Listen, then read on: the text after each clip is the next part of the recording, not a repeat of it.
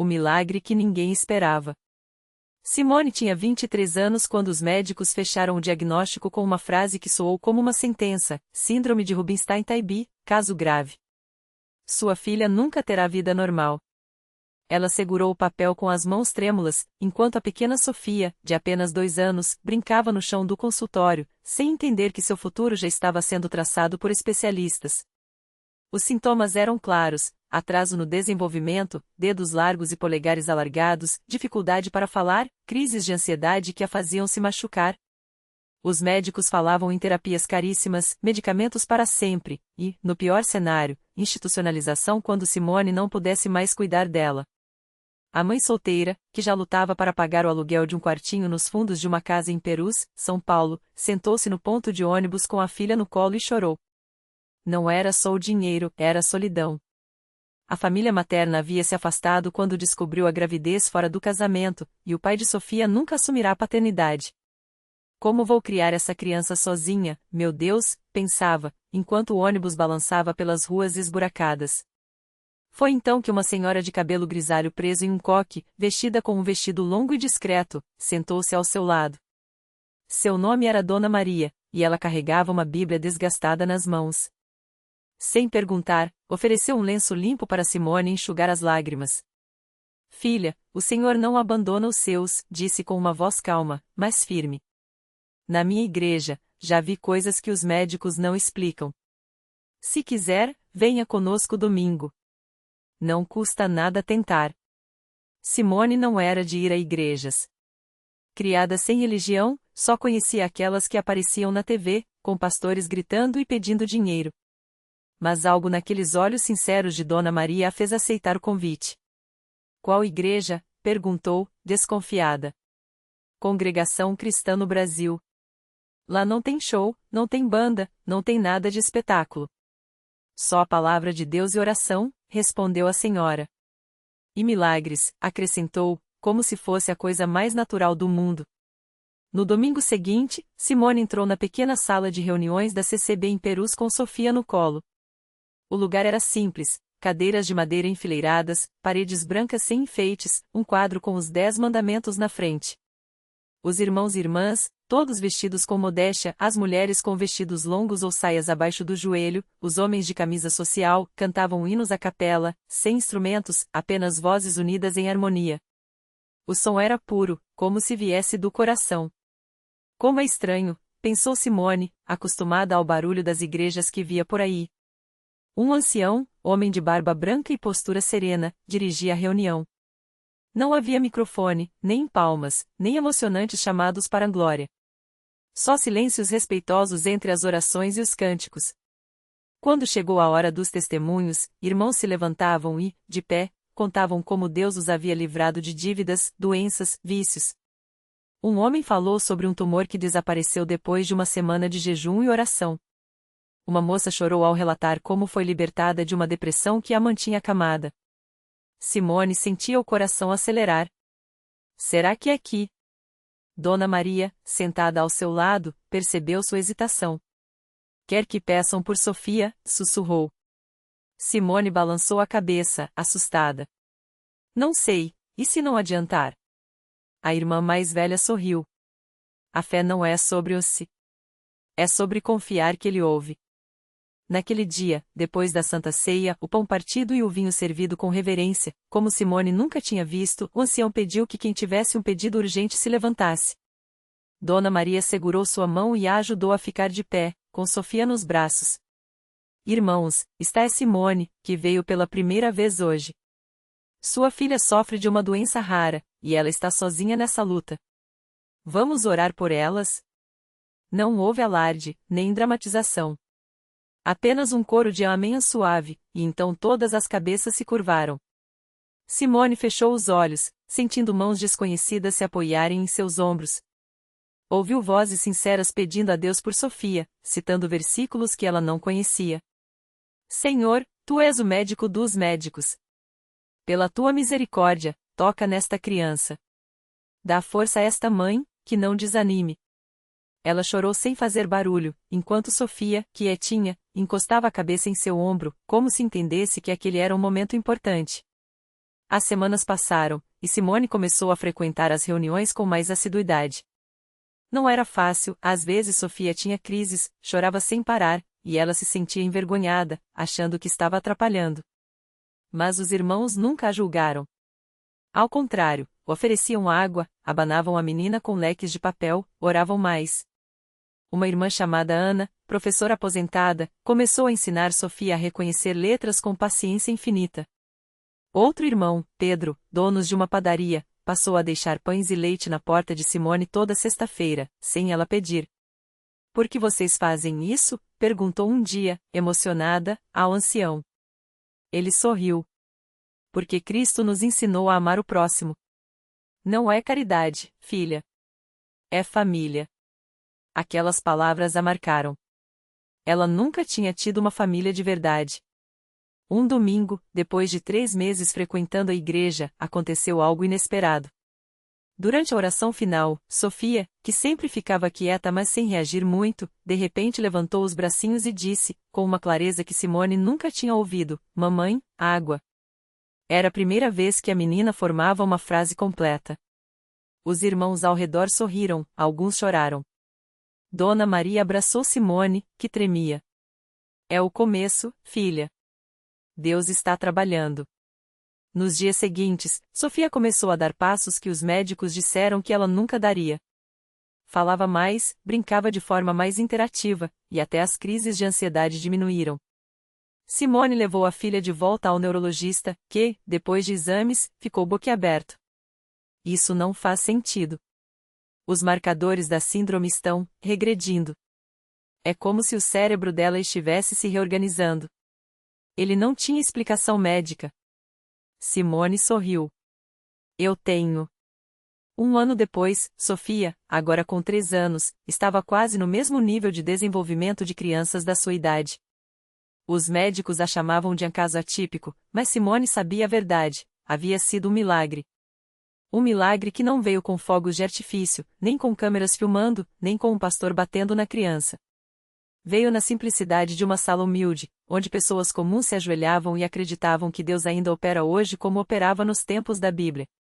No dia do batismo de Simone nas águas, ela havia decidido se consagrar a Deus depois de tudo que viu. Sofia estava na primeira fila, vestida com um vestido branco que Dona Maria havia costurado para ela.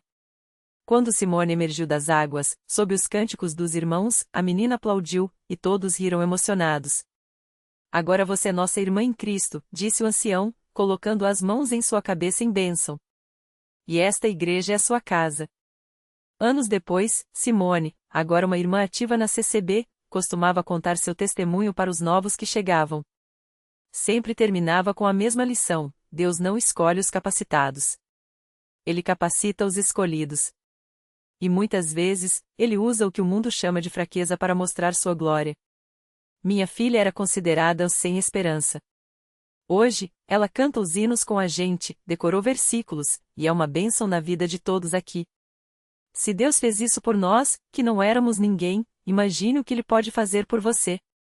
E assim, entre cânticos sem instrumentos, orações fervorosas e o pão partido da Santa Ceia, a história de Simone e Sofia se tornou mais um sinal de que, na congregação cristã no Brasil, a fé simples move montanhas e transforma vidas.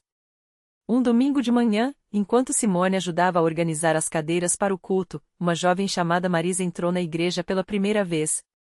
Seu olhar estava baixo, as mãos trêmulas, e ela parecia carregar um peso invisível.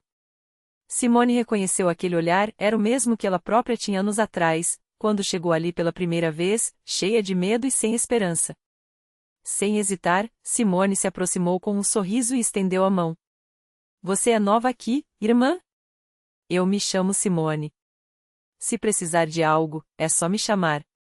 Marisa tentou sorrir, mas os olhos se encheram de lágrimas. "Eu não sei se deveria estar aqui. Minha vida está tão bagunçada. Não sei se Deus ainda pode me ajudar." Simone então fez o que sempre fazia quando via alguém assim, contou sua história. Falou da Sofia, daquela noite em que orou com fé, dos médicos que não acreditavam, e do milagre que mudou tudo. Enquanto falava, viu o rosto de Marisa se iluminar aos poucos, como se uma pequena chama de esperança acendesse dentro dela. "Se Deus fez isso por mim, que não tinha nada, imagine o que ele pode fazer por você, repetiu Simone, colocando a mão no ombro da jovem. Aqui, ninguém é julgado. Todos somos iguais perante Deus. Marisa começou a frequentar os cultos. Aos poucos, ela foi se abrindo. Contou que lutava contra uma depressão profunda, que já havia pensado em desistir de tudo. Mas ali, entre os irmãos, ela sentia uma paz que não encontrava em nenhum outro lugar. As orações, os hinos, as palavras do pastor, tudo parecia falar diretamente ao seu coração. Uma noite, durante um culto de oração, Marisa se ajoelhou no altar. Chorou como nunca havia chorado antes, entregando a Deus todas as suas dores. As irmãs a rodearam, orando com ela, e Simone, ao seu lado, sussurrava: Jesus está aqui, irmã. Ele vai te libertar. E foi então que aconteceu. Marisa sentiu algo dentro dela se quebrar, não de dor, mas de alívio. Uma paz indescritível encheu seu ser, como se uma carga pesada tivesse sido tirada de suas costas. Ela se levantou diferente. Os olhos, antes opacos, agora brilhavam. O sorriso, antes forçado, era genuíno. Nos meses seguintes, Marisa se transformou. Começou a participar dos estudos bíblicos, a ajudar nas atividades da igreja, e até mesmo a levar outras pessoas que, como ela, precisavam de esperança. Sua família notou a mudança. Seus amigos, surpresos, perguntavam: o que aconteceu com você? E ela respondia, com os olhos cheios de lágrimas de gratidão: encontrei Jesus. E ele me deu uma nova vida. Simone, ao ver aquela transformação, lembrava-se das palavras que ouvira anos atrás: Deus não escolhe os capacitados. Ele capacita os escolhidos. E agora, vendo Marisa, Sofia e tantos outros que haviam sido restaurados ali, ela sabia que aquele lugar não era apenas uma igreja, era um hospital de almas, onde Deus operava milagres todos os dias. E assim, a história de fé continuava. Porque na congregação cristã no Brasil, não eram apenas as paredes que abrigavam pessoas. Era o amor de Deus, trabalhando através da fé simples daqueles que acreditavam, que transformava vidas uma de cada vez. Marisa não parou por aí. Depois de receber sua cura espiritual, ela sentiu um chamado no coração para ajudar outras pessoas que, como ela, estavam perdidas nas trevas. Começou a frequentar as reuniões de libertação e a participar dos grupos de oração, sempre com um sorriso no rosto e uma palavra de esperança para quem chegava abatido. Certa noite, durante um culto de quarta-feira, ela viu uma jovem chamada Ana Clara entrar na igreja com um olhar vazio, os ombros caídos e as mãos trêmulas. Marisa reconheceu aquele desespero, era o mesmo que ela própria tinha sentido anos antes. Sem hesitar, aproximou-se e perguntou com voz suave: posso orar com você?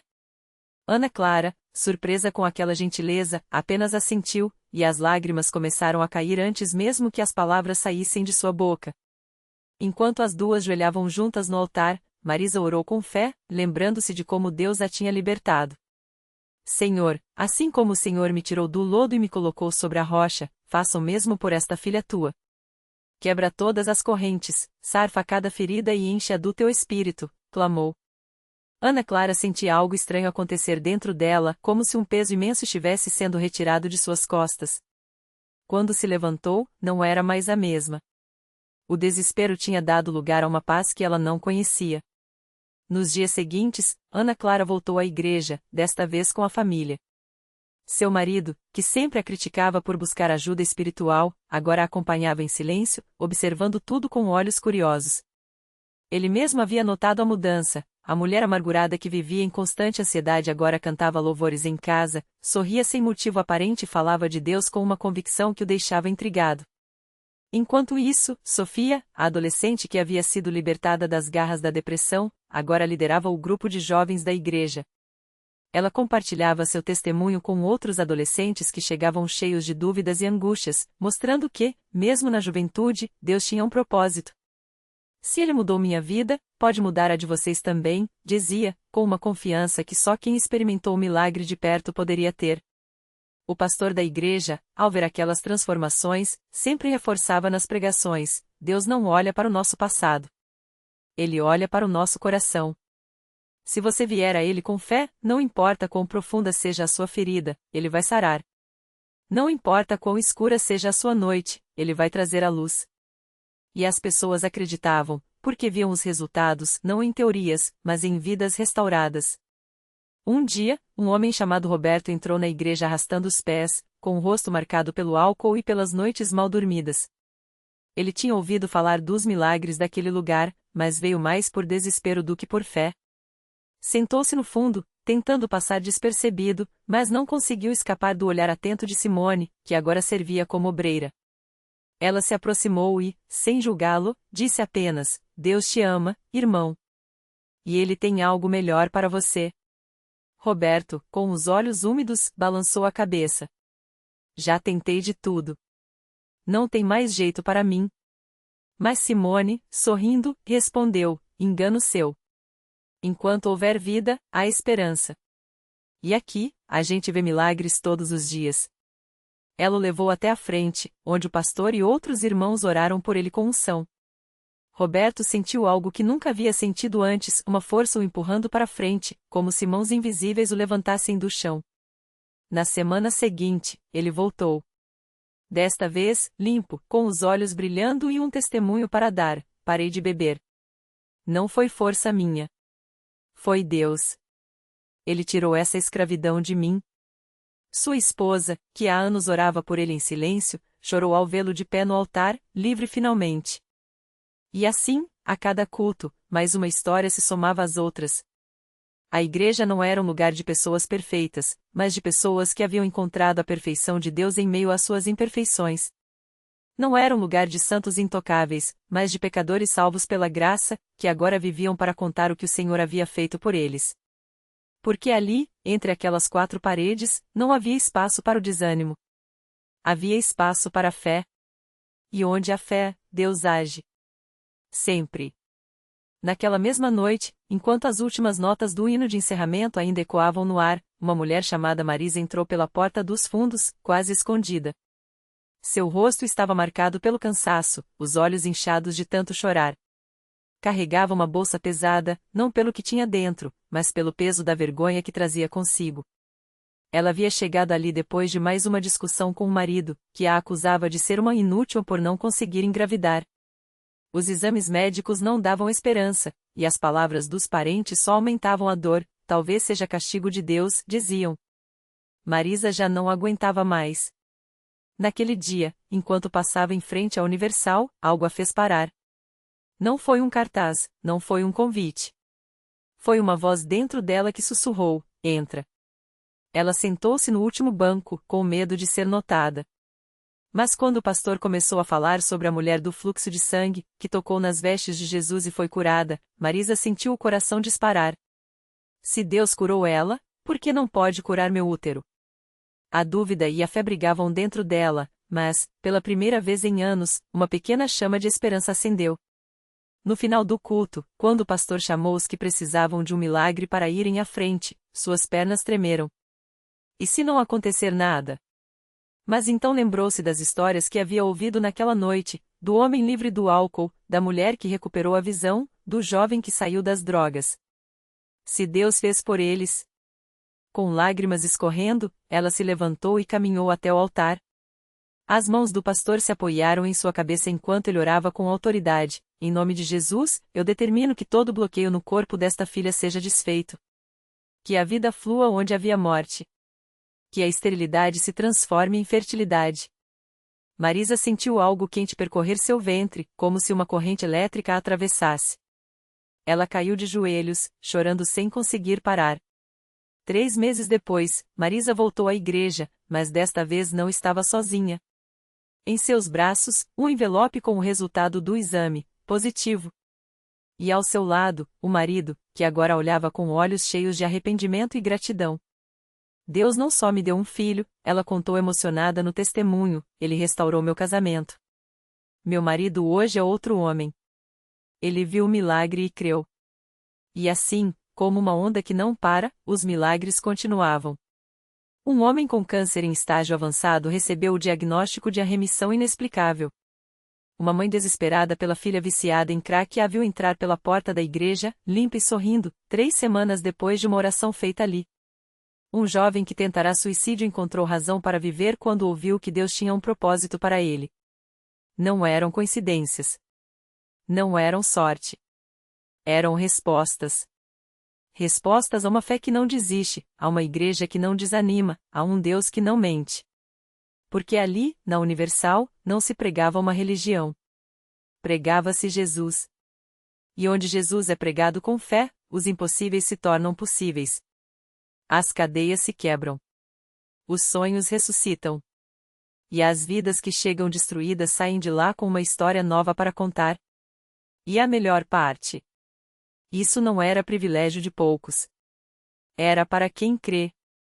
Para quem, como Marisa, como o alcoólatra, como tantos outros, decidia dar um passo à frente e dizer: Senhor, eu preciso de ti. Porque quando a fé encontra a graça, o milagre não tarda. Nunca. E foi assim que ele entrou. Com as mãos trêmulas e o coração pesado, o jovem cruzou a porta da Universal pela primeira vez. Não sabia orar, não conhecia a Bíblia, mas carregava uma dor que nem as lágrimas conseguiram lavar. Sentou-se no último banco, ouvindo os testemunhos, o viciado que se libertou, a mãe que recebeu o filho de volta, o doente que se levantou da cama. Será que isso é para mim? Pensou. Até que o pastor olhou nos seus olhos e disse: Deus não te trouxe até aqui para te abandonar. Ele tem um propósito e esse propósito começa hoje. Foi então que ele sentiu algo quebrar dentro de si. Não foi um raio, não foi um trovão. Foi uma paz. Uma certeza. E quando o pastor convidou os que precisavam de um milagre a darem um passo à frente, ele se levantou não com força, mas com fé. Senhor, eu preciso de ti. As semanas passaram, e o que era desespero virou esperança. O que era vazio, se encheu de sentido. Ele descobriu que não era um erro, mas uma promessa. Que suas cicatrizes não eram vergonha, mas provas de uma batalha vencida. E no dia em que voltou à igreja para dar seu testemunho, não havia mais sombra de morte em seus olhos, apenas luz. Eu deveria estar morto. Mas Deus me deu uma segunda chance. E dessa vez, vou viver por ele. Porque milagre não é só o que vemos, é o que sentimos. É o abraço que aperta quando tudo desaba, a voz que sussurra levanta quando o mundo grita desiste. É a prova de que, mesmo quando a gente não acredita mais, Deus ainda acredita em nós. E a lição? Nunca subestime um coração que clama. Porque onde há fé, até o impossível se curva. Onde há rendição, Deus escreve um novo começo. E quando você pensa que está no fim, saiba, o milagre já começou. Você só precisa dar o primeiro passo.